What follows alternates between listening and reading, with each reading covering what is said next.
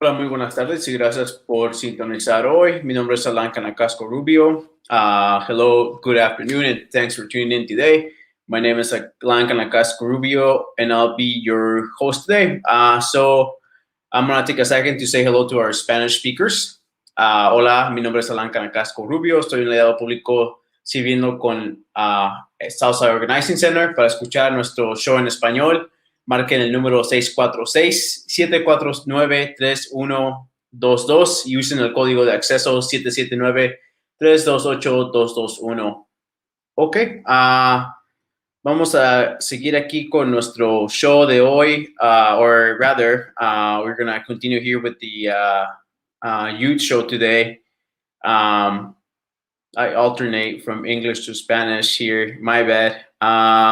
I just want to take a couple minutes to give you some reminders. You can find all of our shows in our Facebook and YouTube platforms. They're both translated in English and Spanish. And you can also reach us with any questions or any other forms of assistance. We're still here to help the community. So our phone number is 414-678-0, or I'll do that again, 414-672-8090, or you can reach us at email at soc@socmilwaukee.org. Just a couple of reminders on who we're going to have for the rest of the week. Tomorrow during our Spanish segment, we're going to have Elsa Bautista Diaz. She's the executive director at Alalas. On Thursday, we're going to have our COVID day, and we have the MPS vaccinations for folks that are ages 12 and up. And it looks like we're going to have Dr. Keith Pausley, superintendent of MSP, or MPS rather, I'm sorry. Friday we have Silvia Ortiz Velez. She's going to talk about some initiatives going on at the domes, and she's our county board supervisor. So that's going to be Friday. Okay. Now we're going to jump into our main interview, and this is a pre-recorded show that we did a while back with Milwaukee Christian Center, talking about their youth programming. So Maria will be playing that for us here in a little bit. Hi, Brian. Welcome to our show. Thank you for being with us. My pleasure. How you doing, Maria? I'm good. So if you can just start off by introducing yourself to us, please. My name is Brian Stewart. I'm the youth program manager for Milwaukee Christian Center. I manage our youth development program, and we are based out of the Kosciuszko Community Center on South 7th Street between Beecher and Lincoln, and we've been there since 2005. Okay. And then can you tell us a little bit about the Milwaukee Christian Center? Milwaukee Christian Center has been in operation for almost 100 years. I think actually we are celebrating our 100th anniversary sometime this year. I don't have the dates on that, but located on the south side, it was formed by the American Baptist Church many, many years ago. We are not a faith-based organization, so it's a little bit of a misleading name. We're not religiously based, but we're a multi-purpose, multi-service agency. We run a food pantry. We have senior citizen programs. We have neighborhood improvement projects and youth build, which actually teaches young adults how to build houses, gives them a trade, and also enables them to get their GED. Most of these kids, for ages 18 to 24, I believe. Most of those young people have not finished high school. So it's a combination of equipping them with skills and also having classroom time so that they can get their high school diploma. Okay. And then we also have the youth serving programs, which I'm in charge of the youth development program, which pretty much encompasses your normal after school programming, which would be recreation, homework help, tutoring, academic enrichment, arts and crafts, social skills, life skills, that kind of thing. And then we also, one of the biggest departments in our agency is our violence-free zone, which We are in 5 different schools in the Milwaukee Public School System. And when I say schools, I mean high schools. Mhm. And each school, there's 4 on the south side, which would be Bradley Tech, Pulaski, Bayview, and South Division, and 1 on the north side, James Madison. And there's a site supervisor at each school. And then they have also a team that works with them of mentors that work with youth students that are not thriving in the public school setting. They might have behavioral problems or academic problems. So each of these mentors has a caseload. And the idea is to work with kids that are not thriving in the school system, and sometimes mediate if they're having problems with teachers or administration. Really help them academically, socially, any way they can. And that's a huge department in our agency. So that's violence-free zone. So for youth serving programs, it's pretty much my program over at Kosciuszko Center. Youth Build, which is the one that works with teaching kids how to build homes and give them a trade, and then the violence-free zone in the high schools. Okay, and these are all 3 programs are for students like high school ages, or? My program is for all ages up through 18. So basically 7 years old through 18. So elementary, middle school, and high school. Youth Build, I'll have to double check on the age range. I think it's 18 to 24, but I might be a little bit off on that one. And then violence-free zone is high school kids. Okay. Do you have any programs coming up this summer for youth? Yes. Oh, and one other program that we oversee, which I forgot, we oversee the Safe Place at Forest Home Avenue School on 15th and Forest Home. Okay. And they have 2 site supervisors in place there, and then the staff that works with the kids during the school year, during the school day, I should say, and then after school, they stay and they have aftercare up until 6 o'clock. That's been changed a little bit due to COVID, but they're back in person now. So summer programming, yes, we've traditionally done day camps both at my site and also at the Forest Home Avenue School. I'll typically have 50 to 55 kids between the ages of 7 and 13 actually, and Forest Home, they go anywhere from ages 4 up through 12. Okay. We've had to alter that type of programming due to the COVID situation. In the past, pre-COVID, we had field trips 3 days a week. That's an 8-week program, usually mid to late June through the 1st or 2nd week in August. And the kids, families enroll their kids each week. That's really the only fee for service program that we do. Everything that we do at COSI is free otherwise, other than once the youth have to take out a county membership, because that is a Milwaukee County facility. But everything, but in the summer, the day camp, because we provide field trips and the kids are there from 9 a.m. till 4 or 5 o'clock. That is a fee for that service. It typically in the past was $30 per week per child. And then there's discounts and scholarships available for families in need. I'm not sure what shape the summer's it's not going to be a traditional day camp. Yeah. It still hasn't been decided as to whether or not we will have buses and field trips. Last summer, we did not have any field trips, any buses. Everything was held outdoors behind COSI. So we're still in deciding what it's going to look like, but it'll probably be much more of what they call targeted programs, and kids will show up for specific programs that they want to come to. And I'm not even sure if there's a fee involved yet this year.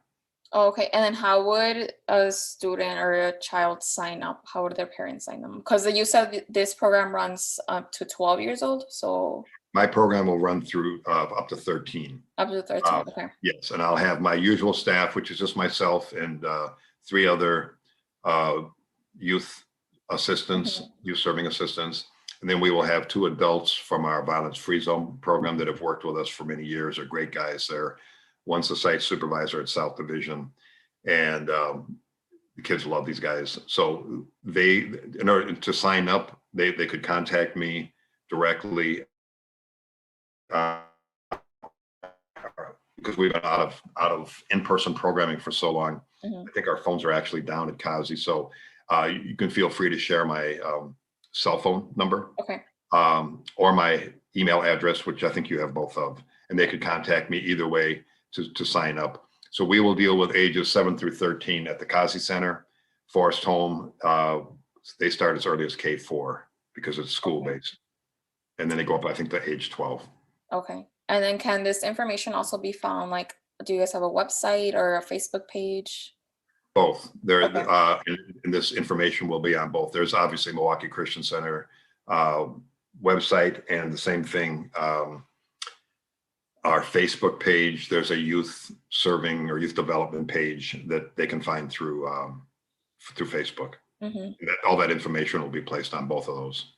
Perfect. So we'll make sure to put that on the comments. Do you have anything else that you want to share with us, or any other programs? Just the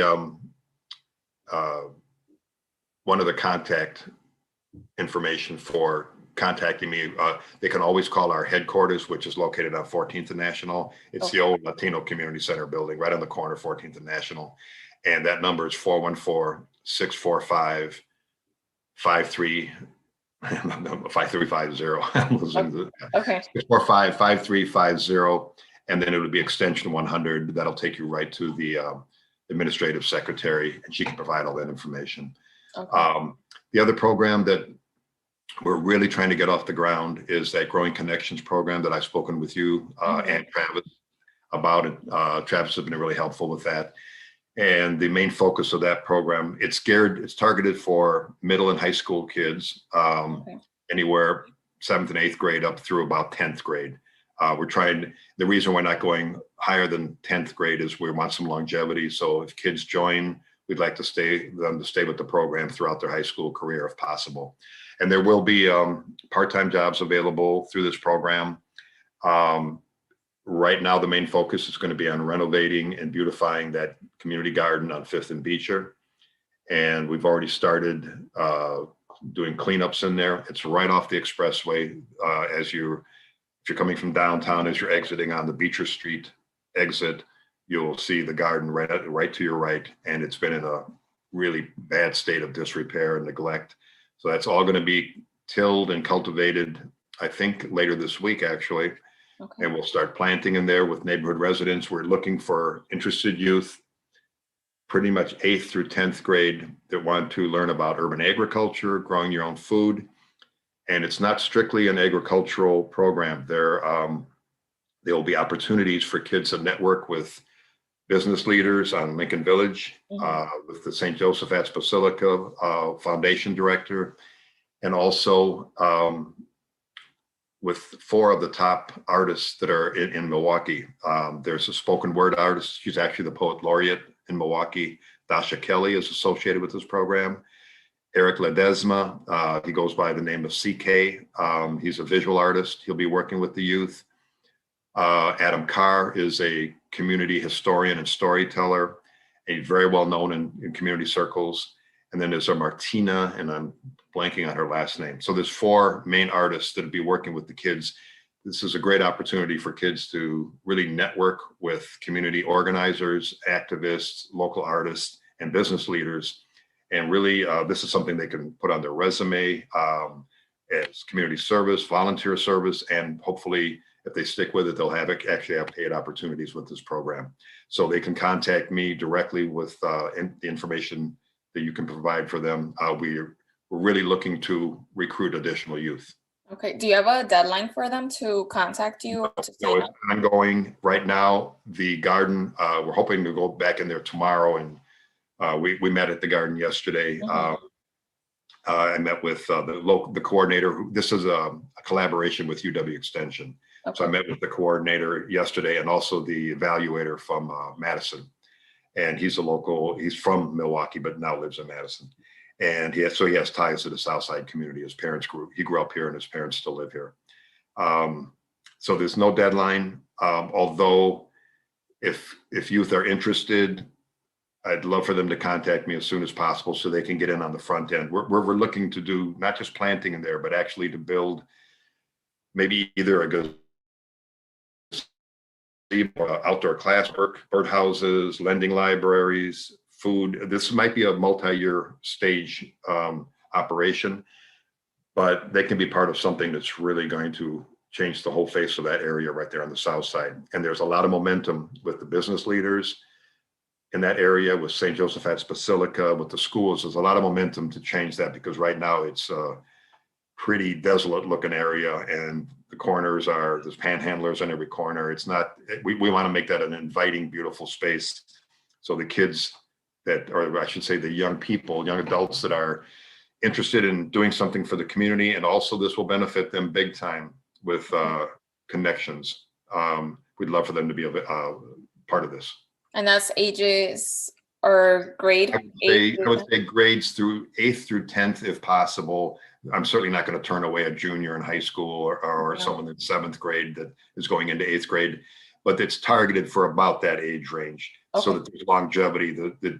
And eventually the kids will also be working in the Coles Garden, which is on the, it's actually quite a ways out, but we will be transporting kids once the pandemic is gone its route. So that's way out on the Mequon border. It's still in Milwaukee, but it's on County Line Road.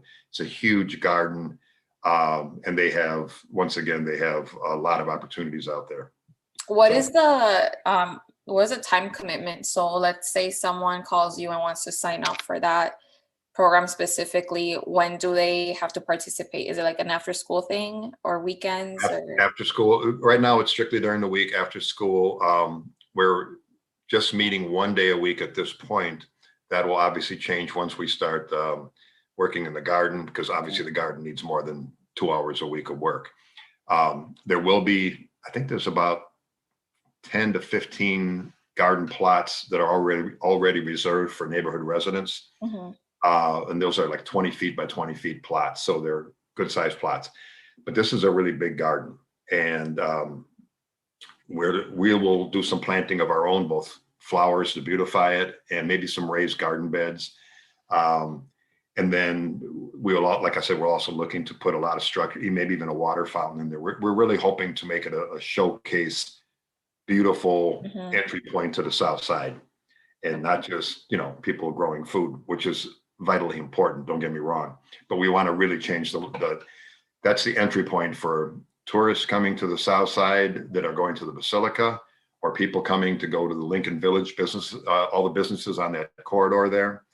Rosca Funeral Home is right there.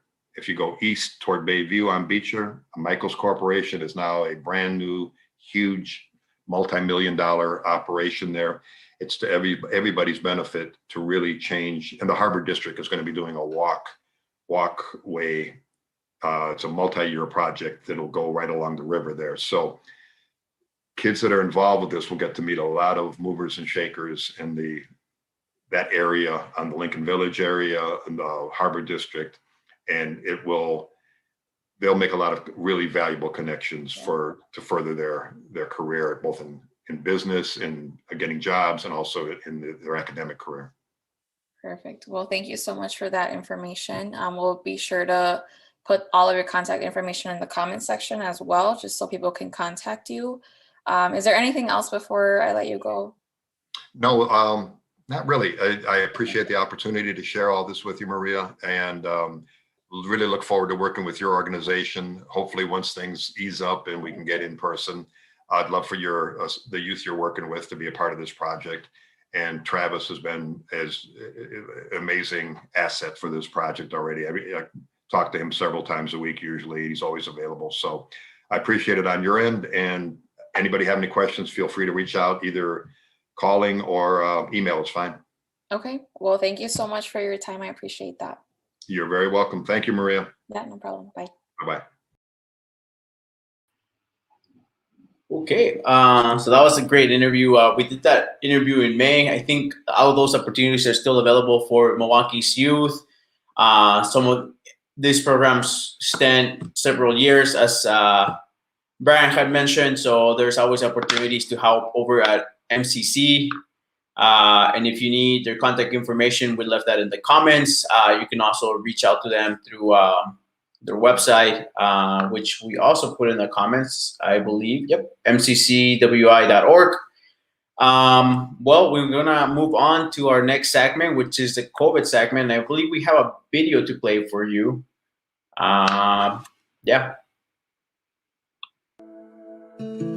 Científicos y farmacéuticas en todo el mundo están desarrollando vacunas contra la COVID-19. Las vacunas preparan al sistema inmunológico para luchar y reconocer enfermedades infecciosas. Si exponemos al sistema inmunológico, este recordará la enfermedad, responderá con rapidez y evitará su desarrollo. Las vacunas pueden prevenir enfermedades o evitar que sean más graves. Las vacunas se prueban cuidadosamente antes de ser aprobadas, para asegurar que son efectivas y seguras. Australia emplea exhaustivos controles para aprobar vacunas. Debe permanecer atento a la información oficial respecto a las vacunas y escuchar los consejos de los profesionales de la salud si desea más información. Es probable que Australia disponga de vacunas contra la COVID-19 para el 2021. Mientras tanto, mantenga una buena higiene, manténgase a 1.5 metros de otros y si se encuentra mal, quédese en casa y hágase la prueba, incluso cuando las vacunas estén disponibles.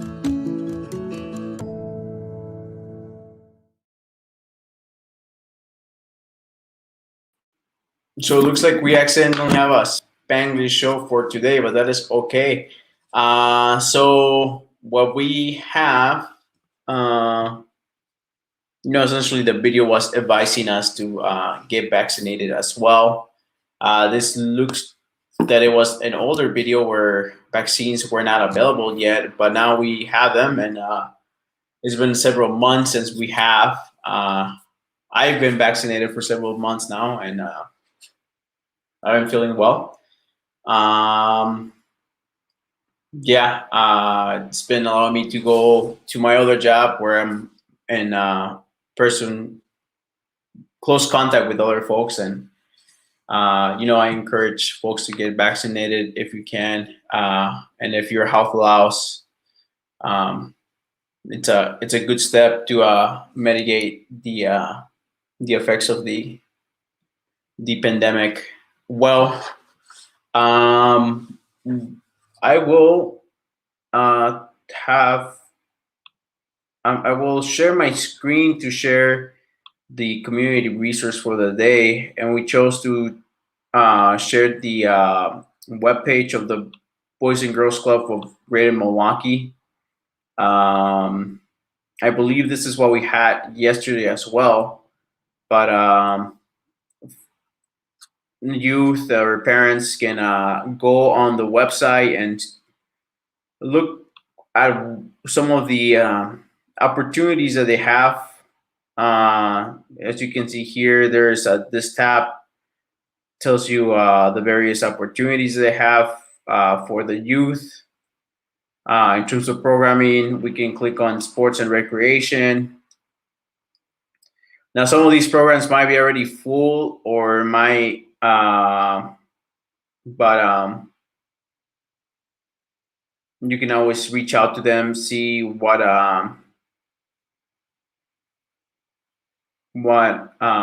ways